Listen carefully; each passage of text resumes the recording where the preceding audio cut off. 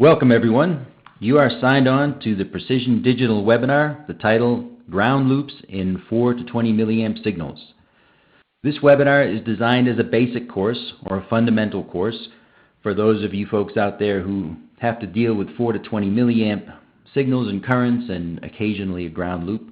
So it's a fundamental course or a basics.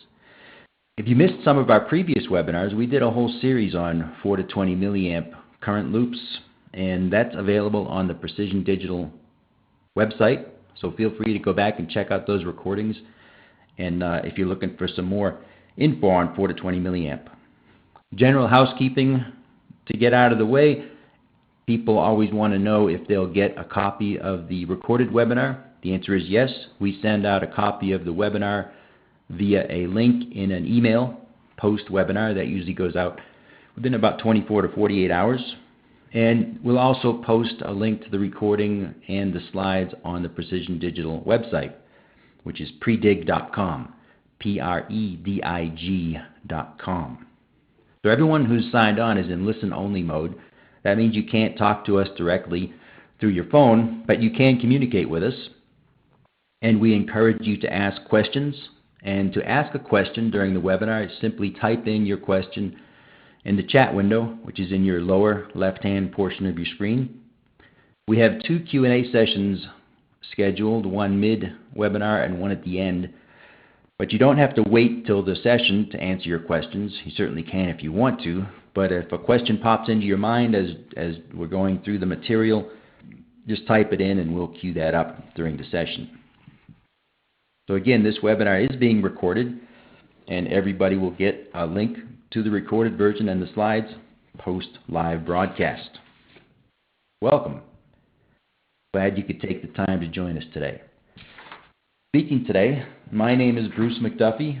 It's me there on the right-hand side. I'm your moderator today. I'm with the Precision Digital Marketing Department, broadcasting to you today from Boulder, Colorado.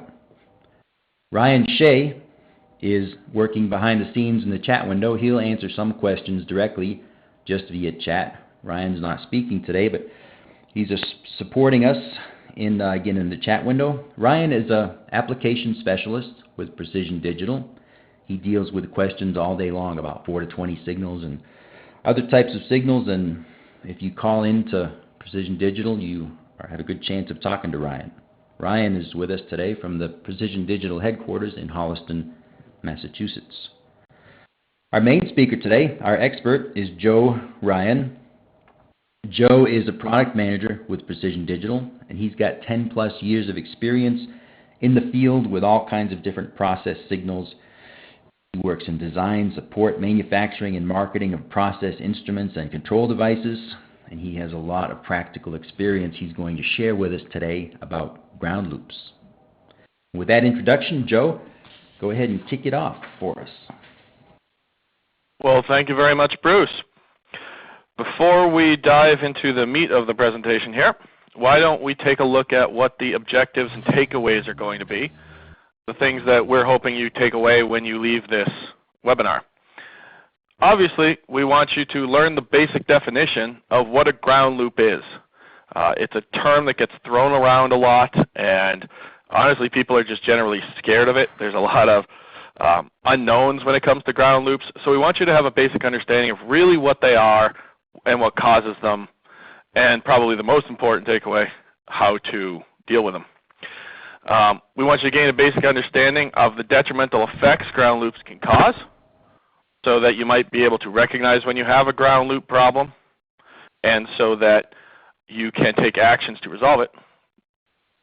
And as I said before, the most important thing here is going to be to recognize the fact that the ground loop is there, but also to know what steps you can take to avoid ground loops.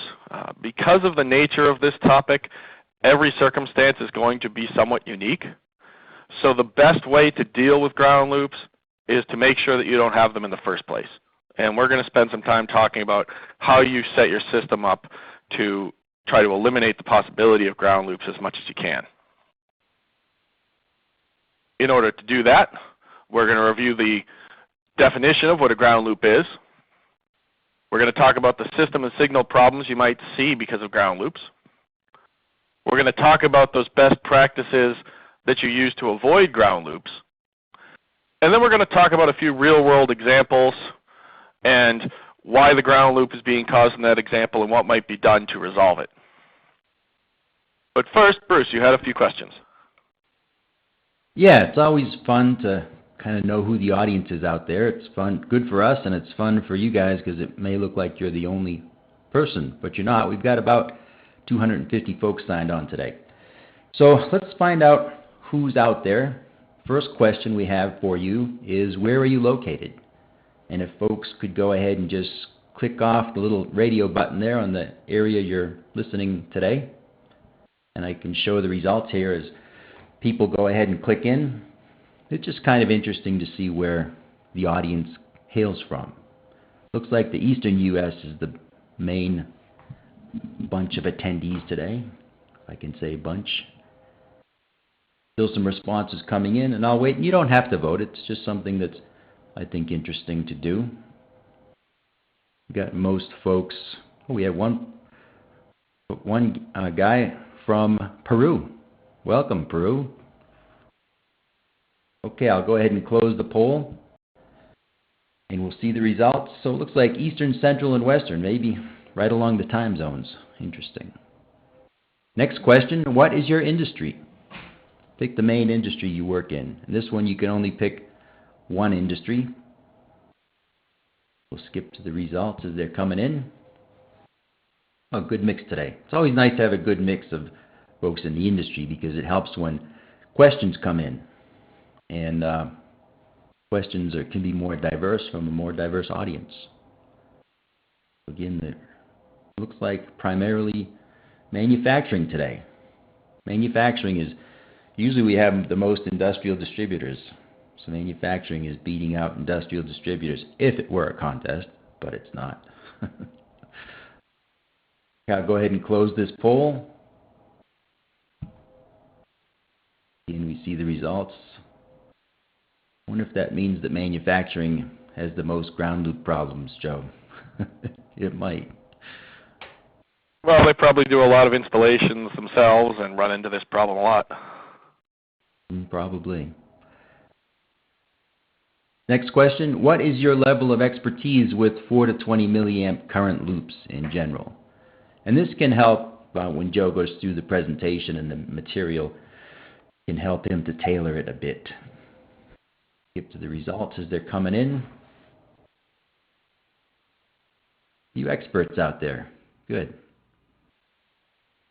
You novices, most enough to get the job done. That's what we see as the most common response because you got to get the job done, right? Okay, give it a couple more seconds here. And I'll go ahead and close the poll. And last question before we get into the material, this will also help Joe to tailor as needed.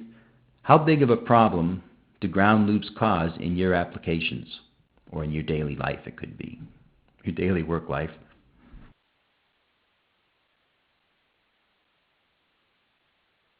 And we'll see once in a while, by far, once in a while I have a problem is the answer here so far as everyone can see. Few people aren't sure, and that's okay. Nobody has, it's the bane of my life, the bane of my existence. I guess that's a good Well, thing. at least it's something they only run into once in a while then. Yeah. Yeah, and this material should help out in all of these. Okay, I'll go ahead and close the poll now. Thanks everyone for sharing that information, and I hope you found it kind of interesting and useful. And with that, Joe, back to you. All right, well, thank you very much. So let's first talk about what a ground loop is. I'm guessing by the fact that everybody had an answer to how often they run into ground loop problems that you all feel like you have some grasp of what ground loops actually are. But let's just review it briefly to make sure. So the basics of a ground loop are that it's the result of current flows from one signal ground in the circuit to another point of signal ground in the circuit. And that happens because you've got two different physical grounding locations that are at different voltage potentials. And as we hopefully all know, when you've got two different voltage potentials and you connect them up with wires and such, you're going to get a current flow there. The resolving these ground loops is often viewed as some kind of black magic or some kind of special art that people have to learn. And the reason for that is that they're somewhat hard to understand, they're difficult to diagnose, and a lot of the time people don't fully grasp what's going on or why the behavior they're seeing is being caused. And so they feel like they're just grasping at straws, trying a lot of different solutions. But if you follow some best practices, I think you'll find that they're a simpler matter to deal with than most people think. It's really much easier to avoid ground loops during installation and project planning than to try to get them resolved. So if you do some best installation practices, you're going to be much less likely to run into them, which is the best way to not have to resolve them.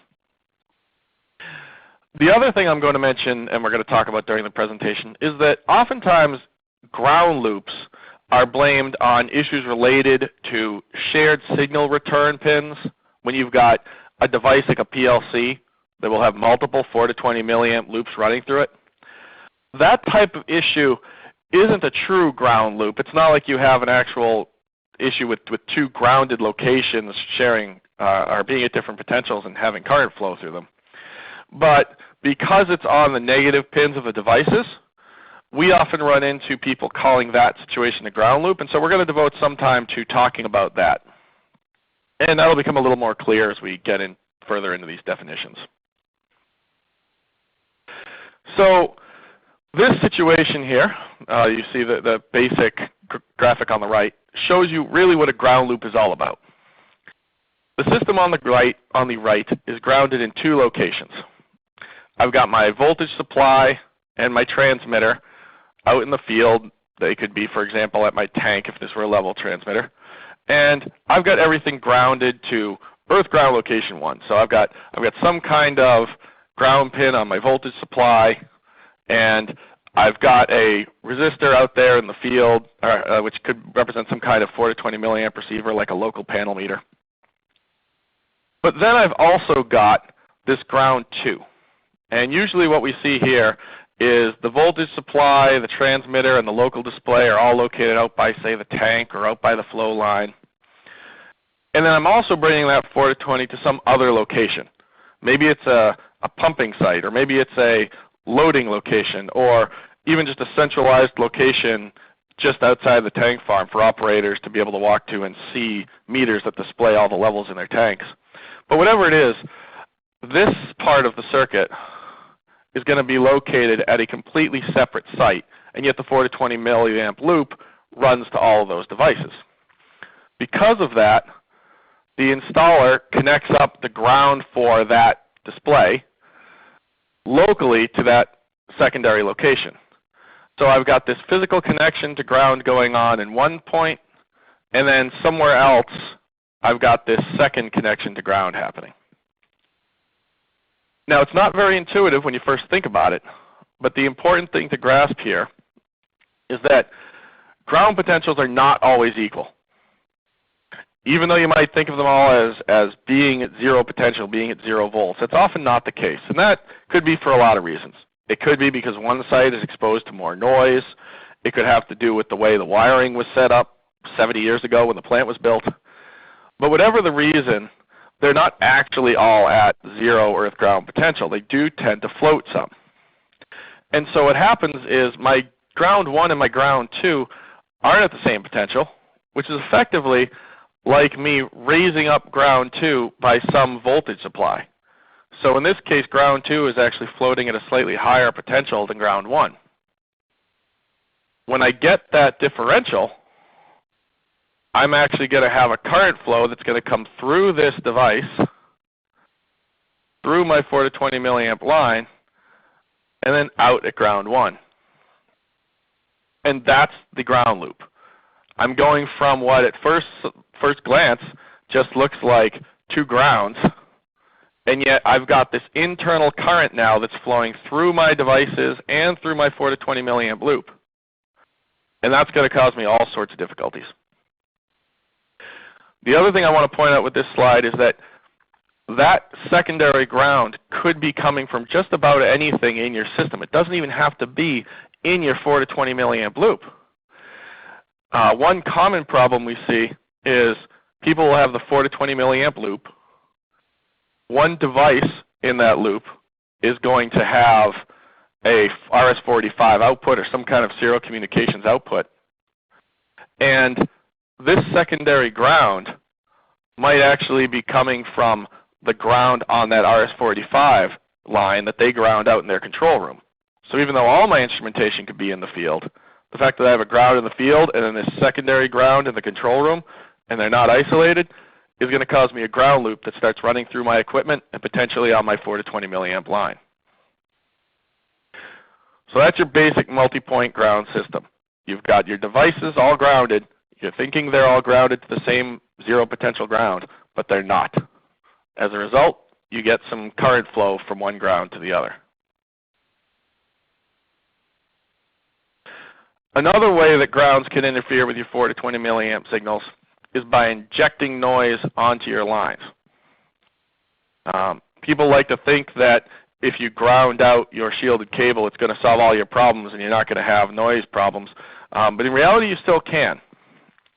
And one of the ways that happens is that the ground noise or the ground signal that it's carrying can actually be put onto the wire going through the shielding. Noise can be induced into your ground through a whole bunch of different ways. It could be stray magnetic fields going near generators or power supplies. It could be 50, 60 hertz noise, which is probably the most common we see, that's just coming from the AC power systems that run everywhere in plants. And unfortunately, oftentimes that noise just isn't filtered out by the transmitter because of either the location in the line where it's being injected or the lack of the transmitter's ability. This sort of problem is usually caused by improper pathing and lack of using twisted pair wires inside the shield. So to give a little explanation of what I mean there, in the system you see here, I've got one wire that's coming out of my voltage supply, and it's going up to my transmitter. Now imagine that physically being its own wire. I have one wire of a twisted pair that goes up to my transmitter. Then I've got a different wire and a different shielded twisted pair, which I only use one of, that runs from my transmitter down to some location where I've got a meter. And then I've got this third wire that runs through its own shielding, and it's one wire used of twisted pair back to my supply. Now, I've done it like this because it's just easier for me to wire it, so I don't have to run two wires up to the transmitter, two wires back down, then two wires over to the meter, and then two wires back for the voltage supply. But by doing this, I'm actually exposing just one wire of my 4 to 20 milliamp loop to that ground signal noise.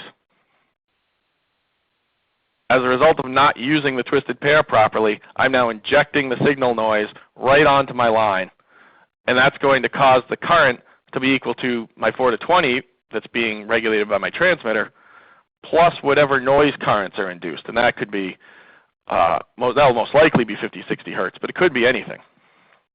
And so as a result, here I am thinking everything is okay with my wires and I have no noise issues because I've got everything protected by shielded grounded cable. But my ground could actually be injecting the noise onto the line because of the way I wired it.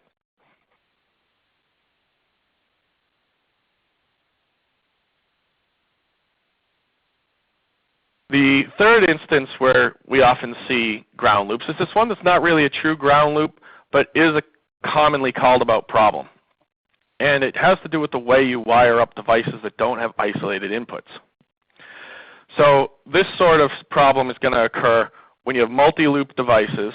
So let's say I have a PLC with 3 4 to 20 milliamps, but all of those inputs aren't isolated from one another.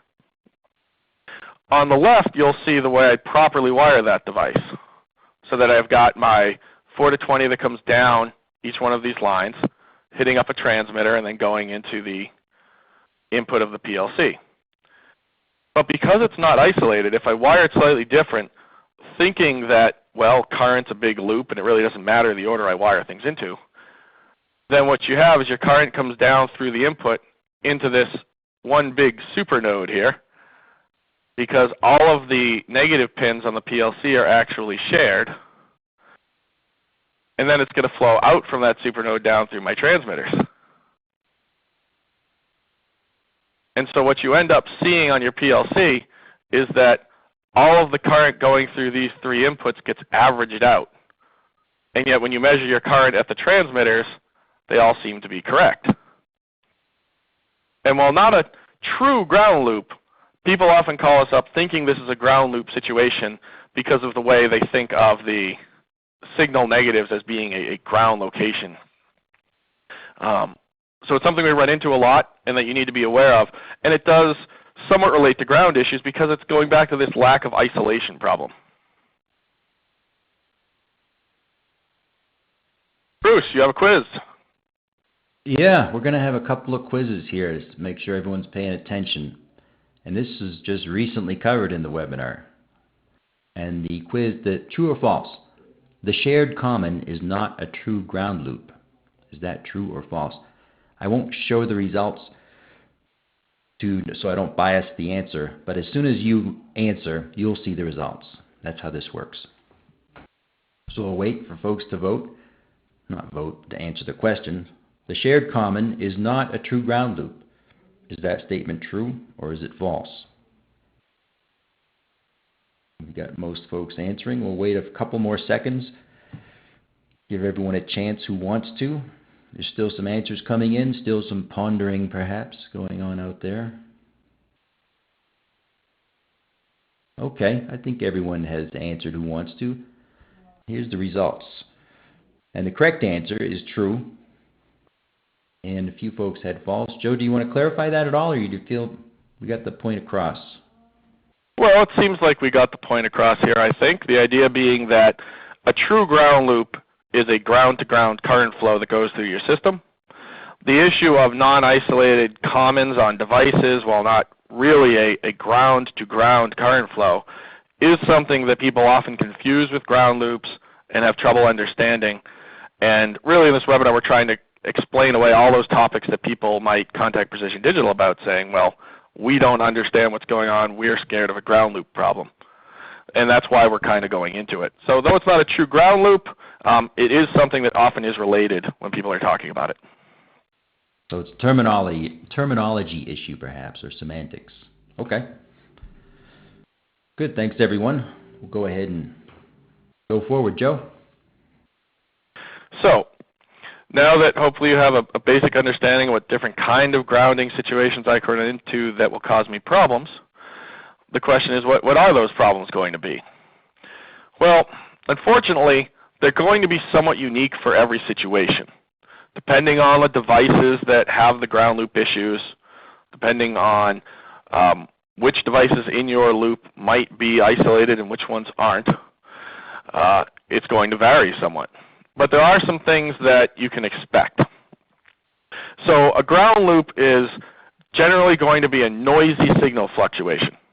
It's rarely going to be something that just offsets your signal by 5 counts on your display, or that causes you to get 12.5 milliamps when you're expecting 12. It's going to be some kind of noisy, jittery, unpredictable mess.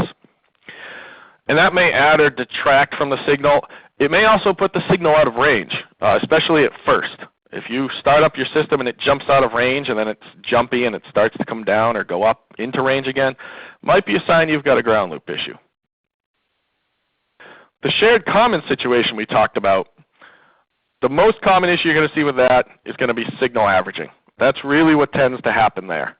You've got your 3 transmitters that all seem to be working well in that situation we just discussed, and yet my 3 inputs are all going to show me the exact same value because it's averaging out the current across all of those inputs before it splits it out to the transmitters. And unfortunately, the one that most people fear the most is physical damage to components. It's rare that that happens, but when you have ground loops, it's because you've got grounds at different potentials in your system. And it's possible if one ground is floating significantly higher than the other, that you can overcome the electrical characteristics of the components in your devices, and you could actually cause some physical damage. So it's not common, but it does happen, which is more of a reason to keep in mind some of the best practices that we're going to be talking about. A few questions, Bruce. Okay. Yeah, this is another get to know you question so the audience and us can see who's who out there. And this is about your application. What are your primary 4 to 20 milliamp applications? And you can choose more than one in this poll. So choose as many applications as you deal with in the 4 to 20 milliamp realm. And we'll show the results as they're coming in. Low and level. And there's some others. Temperature, pressure, or humidity. Good mix. Again, it's a good mix. And Joe, I think ground loops can happen in any of these applications with 4 to 20. Is that the case? That is the case. Anywhere where you've got essentially multiple devices in a 4 to 20 loop, you could have that loop affected by the grounding choices you make in your system and run into a ground loop issue. Okay, thanks everyone. I'll go ahead and close the poll. And now we can see what kind of applications everyone's dealing with out there. And these are the most popular. And now we're going to have a question and answer session. So we've seen some good questions coming in already. And we'll pose these questions and answers. And again, this is a mid-webinar session, and we'll also have a question and answer session at the end. So if we don't get to yours in this session, we'll try and get to it at the end. Okay, first question is from Byron, and his question is, does the twisted pair work with an unbalanced signal? It should. I can't think of any reason off the top of my head why it wouldn't. So long as the rest of your system is set up all right, I think that you'd be fine. If you have a specific setup you have in mind, and I'm guessing you may by the question, if you want to give us a call, we'd be happy to talk to you about the specifics, just because a question like that might be best handled if we knew exactly what you had in mind with your equipment, etc.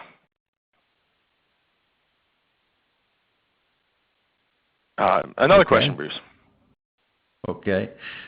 Here's a question from Jerry, and his question is it okay to not connect, I think he means connect, is it okay to not connect the cable shield to the transmitter, but connect only at the other end? And will this help to drain noise away from the transmitter? If I understand the question, I think what you're asking is, if I'm running a shielded cable from location A to location B, is it okay to just ground it at location A, the transmitter, and bring that shield out to location B, where you then don't connect it up to the ground at that location, like a chassis ground or something like that? And if that's the question, if I'm getting it right, then it's an absolutely yes, that's okay to do. Keeping single point grounding and bringing that ground throughout your system is actually one of the great ways to avoid getting ground loops. Now, of course, in some cases, depending on your application, you may have to ground something out there and run the risk of a ground loop. There are situations where, for safety reasons, devices have to be locally grounded. But as far as a ground loop concern goes, yes, you're better off just bringing the shielding out. It will handle your noise and will help reduce that noise just fine. So hopefully that one makes it clear. Next one. Okay, we have a question from Tom, and perhaps it's a suggestion for improvements in a PLC, but we'll see. Tom's question is, why do we use shared commons on PLCs when there is so easily an issue? When well, that's a great question. And then he follows up, when is it not a concern to use a shared common? Well, generally it's not a concern when you plan out how your 4 to 20 milliamp loops are going to run. If I just quickly jump back to the slide we were talking about that issue on, if these 3 pins are all shared, it's really not a problem. I'm still getting my individual loop currents that I can measure and regulate. So long as I plan the loops out in advance and wiring it accordingly, then I'm probably just fine. Now, as far as why we use that, well, the most popular reason I would say is because of cost. Having isolated lines is expensive. It adds cost to the components. And so manufacturers will often try not to isolate things if they don't feel that it's necessary, just because it allows them to make a lower cost device. And they assume that you're going to wire it correctly, and if necessary, you're going to use isolated power supplies, and that that's going to take care of your problem. Do we have another? Yeah, we have a couple more. I think we have time for a couple more. Bill would like to know, what is the distance to use, or what is the distance to use an isolator? Well, I'm not sure that I can give you a specific distance at which point you need to use an isolator. That's going to really come down to a question of how much noise are you picking up and whether or not you need the isolator to begin with. I wouldn't normally make an isolator decision based on the distance that the line is running. I would run it if I was trying to avoid a ground loop to isolate two components that are part of that 4 to 20 milliamp loop. You'd put the 4 to 20 milliamp isolator in the middle to separate the grounds. Or I would use it if I was bringing the signal into somewhere where I was expecting there to be a lot of dangerous noise and I wanted to separate my other equipment. So personally, I can't think of any applications I ran into where distance of the wire was my concern. I'd make that decision based on some other factor. So hopefully that clarifies a little for you, though I know it's not an exact distance answer for you.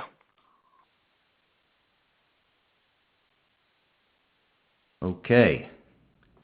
We have a question, a technical question from Scott, and he says, please define the difference between a technical earth ground and a power earth ground. Well, that's a great question. I'm not sure I'm familiar with those specific terms he's using, but what I'll say, if I were to propose an answer, what I'd say is one is probably, the technical earth ground is probably a literal earth ground, like the chassis ground on your enclosures or the side of the tank or somewhere where someone's just bolting down to an earth ground terminal, whereas the power earth ground is likely the ground that you're getting out of your power rails that's being brought to your plant by your generators or your power regulation. And those are not necessarily always the same thing. As we talked about, the physical locations of grounding points can change. And the one that's coming from your power system is almost certainly going to have some kind of noise riding on it. So just because things are called earth grounds does not mean that all of their potentials are equal and you're okay to just mix and match your grounding sites throughout your system. Thanks for that one. Okay. And we have a question from Jim, and I'm not quite sure if we get it, but I think he's asking, what if you select an isolated 4 to 20 milliamp? Does that make sense? Well, do we need clarification? Clarification would be nice, but I will say this. Anytime you can add isolation to a system, you're likely going to be reducing your opportunity for ground loops. If you isolate the point where you have the two grounds from each other, then you've essentially eliminated the possibility of them interacting, because now they can float to their own potential levels and not directly interact. So if you have a 4 to 20 isolator between your two grounds, you're more than likely going to be perfectly fine if that's how you choose to deal with it. Hopefully that might help answer your question. Okay, let's take one more. That's okay, Joe. Let's take one more, then we'll get back into the presentation. The questions are great, and thanks everyone for sending these in. And again, if we don't get to it in the last question and answer session, we'll get back to you offline. So here's a question from Gary. What components might be damaged by a ground loop? Well, usually it's not going to be, all right, well, let me clarify.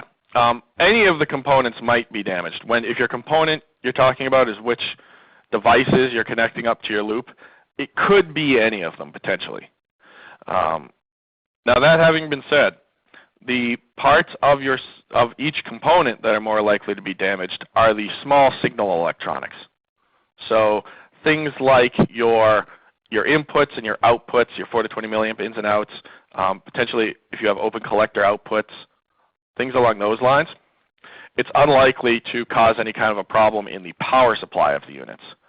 So the less power that goes through the device, the less it manages, the more likely I would say it would be to get damaged. So if you have 4 to 20 milliamp inputs, I'd keep an eye on those if they are going through a loop-powered meter, for example. That could cause a problem because it's just not as robust. It's not as resistant to large differentials in grounds. Similarly, if you have relays, you're probably going to be okay on those. But if you're using open collector outputs, you're more likely to see damage there. So it really has to do more with the specific electronics in your device than what the device is. Potentially any device in your loop might get damaged if you have a large enough ground loop problem, though it is rare that devices do get damaged by this. Okay. Is that our last question? Okay. Yeah, that's it for this session, and let's move on to the best practices. And then, again, we'll have some more. We've got a lot of great questions in the queue, so we'll look forward to answering those here in a little bit. Okay, Joe, all yours.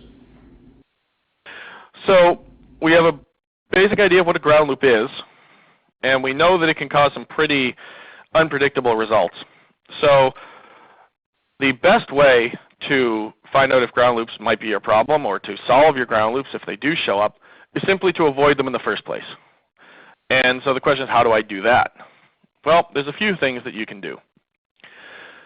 Primarily, you always want to use a single point ground system, meaning that you want to choose the location that you are going to have your devices grounded at, and oftentimes that will just be the one that's most centrally located. And then you want to carry that ground around your system. But in the end, you want to make sure that you've got a single point of grounding.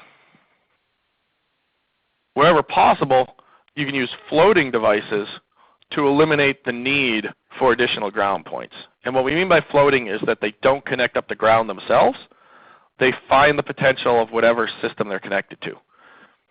To give you an example, there are simple panel meter devices out there that are AC powered that will have a hot and neutral and a ground. And so if you're going to connect up that ground, you're going to need some kind of local ground connection for it. By contrast, something like Precision Digital's PD6000 panel meter just has the hot and the neutral on the AC input. So it is a floating system that can find the potential of whatever you hook it up to. It doesn't need a local ground of its own. Once you've got that that single ground, you want to bring that throughout your entire system. You want to make sure that's the ground that's being carried through to your enclosures, to your shielded cable. You want to bring it wherever you can or wherever you need your grounds, rather than just tapping onto another ground location. When possible, you also want to use twisted pairs. We did have some people comment earlier that no one runs wire in the way that we had presented it, but you'd be surprised. Some people do that sort of thing just because they're in a hurry or they don't know any better. So whenever possible, you want to use those twisted pairs in the shielded cable. You want to use both of them to give you both your signal plus and your signal minus. You want to include the return there, because that's how you're going to get most noise resistance to the noise that's on the ground shielding itself. Wherever possible, isolate your signals. It's going to be more expensive to include isolators or to buy the PLC that has the isolated inputs or to get isolated power supplies. But doing that will save you a lot of potential headache later. For the relatively minor increase in cost in most cases, if you have a complicated system where your devices have a lot of hookups to a lot of different devices, from serial communications to multiple ground loops, to multiple 4 to 20 loops, you do yourself a favor to get devices that have isolated power from outputs from inputs. And you want to be aware of non-isolated multi-loop devices. That's the example of like the PLC we were looking at that has the 3 inputs where they all share the same common because they're not isolated from one another. If you're going to be working with those, be aware of it in advance and plan your wiring accordingly.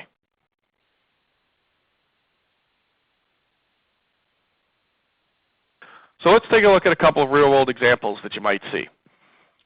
What we've got here is your basic multiple ground loop, or multiple ground system, where the displays are going to most likely appear jumpy and unpredictable because of the ground loop. Here I've got a 24-volt DC supply, and it's what's providing the power for my current loops. The current's going to come through this level transmitter and then down through the first meter. And another loop of current's going to come through this level transmitter and down through that meter.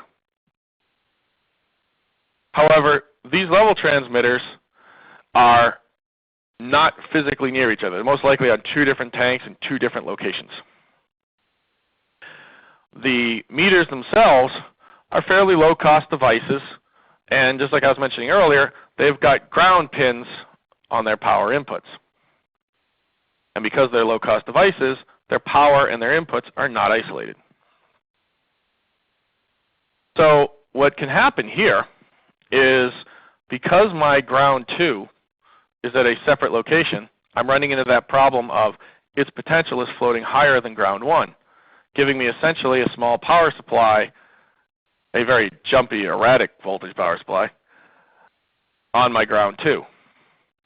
And because of the lack of good isolation inside of the meter, I'm going to get a current loop that's coming out of the ground 2 location through the internal electronics, and then it's going to run down the wiring that connects them, and it's actually going to want to go into my ground 1. And that's a great current loop example. That current loop is going to likely be caused by and carry a lot of 50, 60 hertz noise right on that line. It's going to inject it right into my signal inputs of both devices. And it's definitely going to cause me some kind of display jumpiness and unpredictability. Potentially they could be damaged, but again, that is rare. So most likely I'm simply going to have a system that doesn't work. The best way to resolve a system like this is just to single point ground it. If I had not connected up to a separate ground location with that meter, and I instead grounded that out to the same ground, ground 1, and just used, say, the shielding that I brought over or the conduit that runs these wires, then I wouldn't have this ground loop situation to deal with. Now instead, with this setup, a person has to try to diagnose what the issue is, and that's going to be very difficult to do.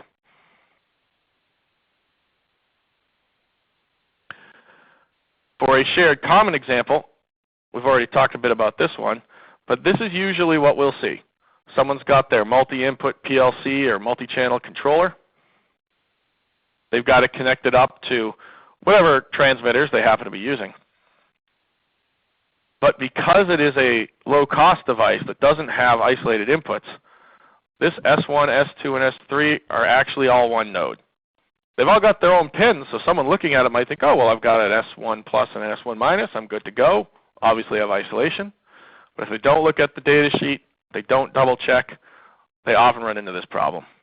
And now you've got all three of these currents coming down your three lines, all joining onto one node, and that's why you're going to get the averaging of whatever the transmitters are trying to control.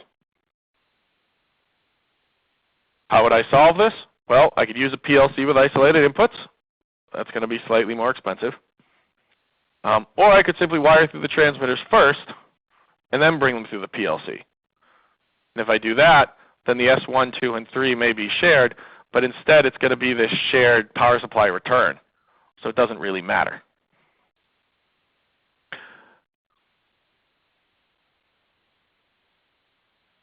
And it looks like we have another quiz. Yeah, pub quiz. Okay, this is a few slides ago, if you recall. And the question is, which of these helps to avoid ground loops? So which of these items in the list help to avoid ground loops? And again, I won't show the results until they are in, so we don't bias the answers. But again, as soon as you select your result and hit submit, you'll see them. You have to pick first. Okay, they're coming in. Answers are coming in fast and furious. We'll give it a couple more seconds. I can feel the thinking coming through the lines.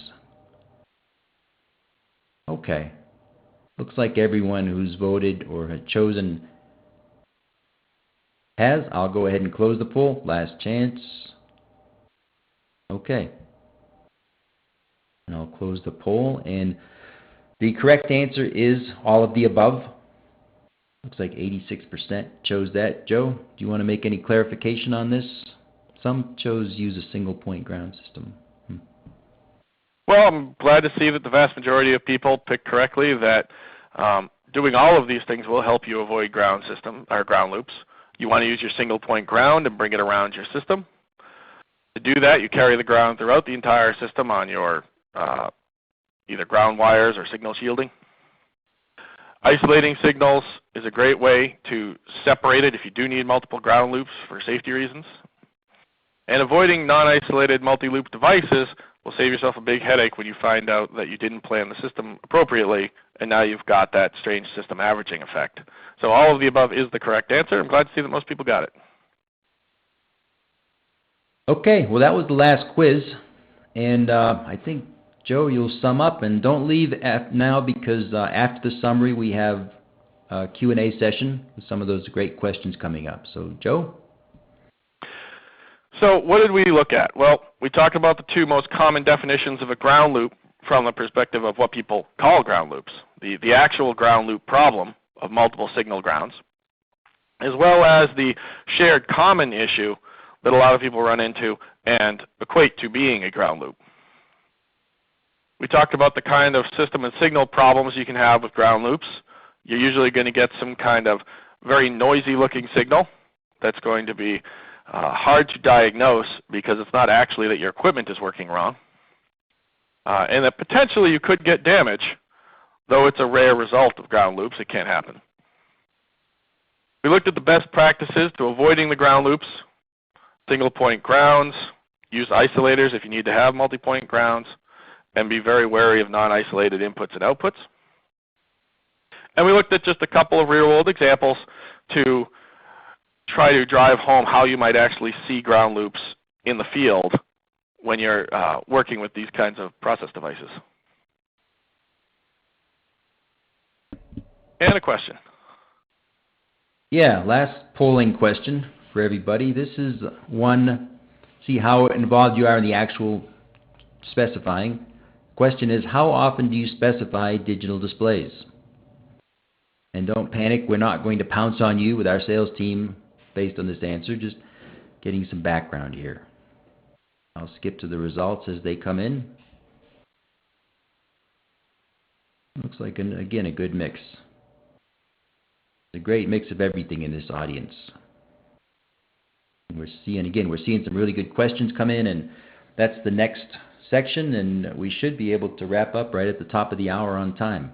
But the questions and answers, again, there's a lot of good ones queued in right now. So give it a couple more seconds for this one. Last chance, and I'll go ahead and close the poll.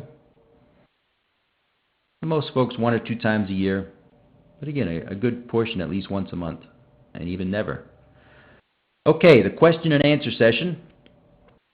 Joe, one of the questions we had, and this came in early in the registration process too, was how do I know if I have a ground loop? What kind of indications will I see if I have a ground loop problem? Well, usually the indication you're going to get is that it's usually at the display that you notice it. And it's going to be that the display looks very jumpy and erratic. Sometimes it will be over or under range, but usually it's still within range, it's just jumpy. And people will do the regular troubleshooting activities. They'll make sure that their transmitter is working properly. They'll measure the current coming out of the transmitter by itself, and they may find that either it's got a problem that's there or that it'll be fine. But they've done all of the standard troubleshooting behaviors you'd expect to see, and yet they still can't seem to resolve the problem. And that's usually where Precision Digital might get pulled in, or the transmitter manufacturer, or they may call their distributor for help, because at that point they can't seem to understand what's happening. So what my recommendation is that if you're seeing that kind of erratic display behavior and you can't quite explain why your signal is acting so strangely, then you do yourself a favor to consider that it may be a ground loop and just draw out where your ground connections are. Figure out everything that's got a ground and where you've got it connected up to. And you may find that though you brought your single point ground through everything in your 4 to 20 loop, your transmitter may, or your meter or whatnot may have a RS-45 connection that's grounded somewhere else, and that could be causing your problem. You may find that you've got a ground loop coming in from a different 4 to 20 loop running off of the same power supply. So you recognize it generally because you're getting that strange erratic behavior, and it doesn't seem to be any normal troubleshooting issue. It's not a programming issue. It doesn't seem to be that there's a damaged component, and you can't quite figure out what else it might be. That's when you say, okay, do I have a ground loop here? Are all my grounds properly connected up? Is everything isolated like it needs to be? And then if the answer to that is no, you may want to treat it like a ground loop and try to address it. Next. Okay, we have a question from Slobodan, and his question is, do you use isolated ground for all your instruments? Do I use isolated ground? Well, let me clarify. Most of Precision Digital's equipment doesn't actually have a specific earth ground or a ground pin on it. Most of Precision Digital's displays are floating, and so they're either loop powered and they take on the floating potential of the loop, or they're AC powered, but everything is isolated. The vast majority of our equipment, the power and the inputs and the outputs are all isolated from one another. So I guess the long story short answer there is yes, we do tend to use isolated grounds where grounds are required, but most of the time it's not. Generally we are floating inputs and floating devices that have isolated inputs and outputs. I think he may be meaning, is it recommended that people use isolated ground for all instruments? He just answered. Well, depending on what he means by isolated ground, I'll simply say, yes, whenever you have multiple grounds, and sometimes you will have to have multiple grounds, you want to isolate them. It's generally a bad idea to not isolate grounds from one another. So if you're bringing a ground into a device and you know that it's hooked up to a system that's grounded somewhere else, I'd recommend you find some way to isolate it, either in the device itself, by getting a device that has isolated power or whatnot, wherever that ground is coming from, or by adding some kind of loop isolator. Okay. Okay, Matt has a question, and his question is, are AC systems, parentheses controllers, more susceptible to ground loops than DC controllers? I'm going to say yes, but the only reason I say that is because I think that those are the ones you'll usually find that have a ground connection, often for safety reasons. A lot of DC controllers don't have that. They just have a plus and minus pin, and so you don't have a ground connection. You've got that DC return, which could be going off to something that could cause you a ground loop. But as far as the controller itself is concerned, being the problem, you would probably run into it more on an AC-powered device just because of the presence of the ground pin. Yes. And next. Okay. Frank has an interesting question. Is there a way to measure the potential at each ground location? Well, there certainly is, although I think that you're going to find that if you're an installer of this sort of equipment in the field, there's not going to be a very easy way for you to do that. Obviously, to measure a voltage, you've got to measure it with respect to something. And if you're trying to measure a ground, what are you going to measure it up against? You could potentially do a differential check with a voltage meter between the two grounds, but because of the nature of the differential in the grounds and the types of signals it will carry, meaning that you might be getting like AC 50, 60 hertz noise or something similar, it's not something you're likely to pick up very easily on just your standard multimeter. So there's certainly ways you could do it. There's scientific equipment that could do it, but I don't think it's going to be something that you're going to find very easy to do in the field. So unfortunately, you're probably best off just doing the planning up front and taking it into account that you've handled this multi-point ground issue rather than trying to measure it with a standard multimeter and see if it's okay to connect up those two grounds together. All right. And do we have time for one more? I think we have time for one more question. And this is, again, if we didn't get to your question today live, apologies, but we will get to it after the broadcast here, within a couple of days at least. So William has a question. How do you use current injection to find or locate ground loops? That is quite the complicated answer. Okay. It certainly can be done, and what you'd be doing is basically injecting current onto a system to try to follow the current path. However, given the answers earlier in the webinar where we did not have a lot of experts on board, I think that would be going a little over people's heads in that I don't think there's going to be a lot of people out there being able to do that to troubleshoot it. So I'd be happy to discuss that a bit offline if you have the ability to do it.